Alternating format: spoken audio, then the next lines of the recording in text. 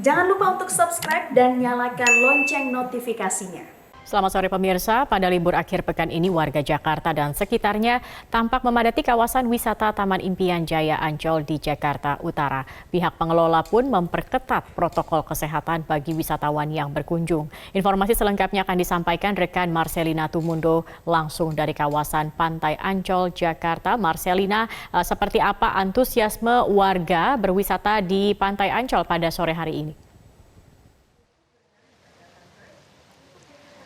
Ya Zakia, pada sore hari ini masih ada sejumlah pengunjung yang memadati kawasan Pantai Ancol.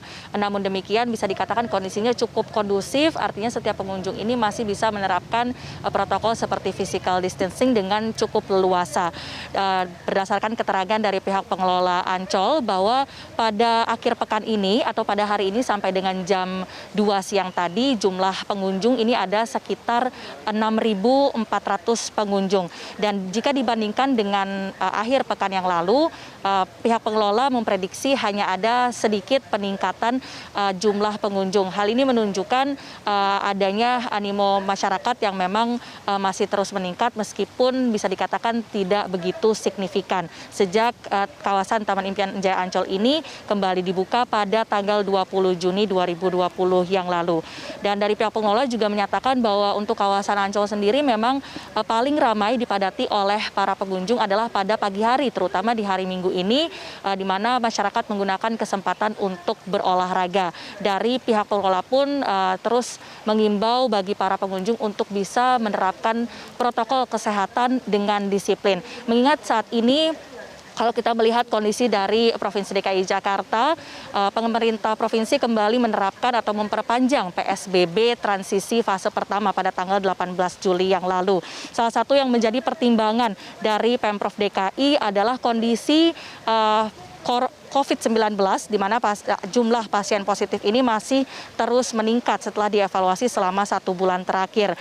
Bahkan Gubernur DKI Jakarta Anies Baswedan juga sempat menyatakan bahwa secara ilmiah angka reproduksi kasus ataupun reproductivity rate ini masih berada di angka 1,15.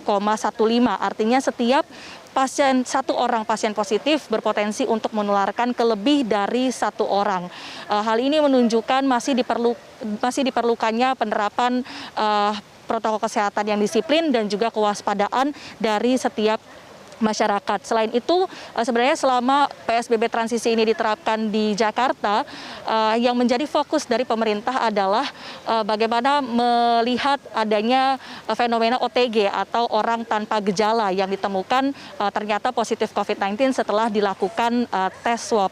Hal ini juga menjadi perhatian bagi kita semua, bagi masyarakat, termasuk masyarakat yang sudah mulai mendatangi kawasan wisata untuk bisa tetap menerapkan protokol kesehatan dengan disiplin.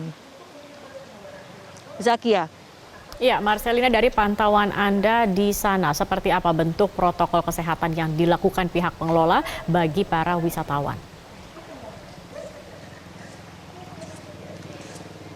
Beragam imbauan ini sudah diberikan dari pihak pengelola seperti protokol kesehatan yang cukup mendasar seperti wajib menggunakan masker, kemudian imbauan untuk mencuci tangan, menjaga kebersihan dan juga menjaga physical distancing, tidak membuat adanya keramaian di satu titik di lokasi wisata ini. Selain itu, pihak Ancol juga menerapkan sejumlah pembatasan seperti jam operasionalnya yang hanya dibuka dari jam 6 pagi sampai jam 6 sore, kemudian pintu keluar ini ditutup sampai dengan jam 8, dibuka sampai dengan jam 8 malam. Kemudian pihak pengelola juga masih membatasi pengunjung atau usia pengunjung yang bisa berwisata di kawasan Ancol ini, seperti anak-anak di bawah usia 9 tahun belum diperbolehkan untuk datang, dan untuk lansia juga hanya dibatasi dari jam 6 pagi sampai jam 10 pagi saja.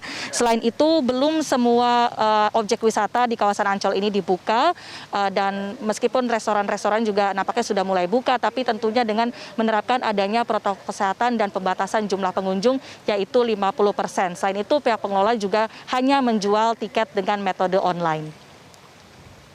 Demikian Zakia yang dapat kami sampaikan, kembali ke studio. Baik, Marcelina Tumundo, terima kasih atas informasinya.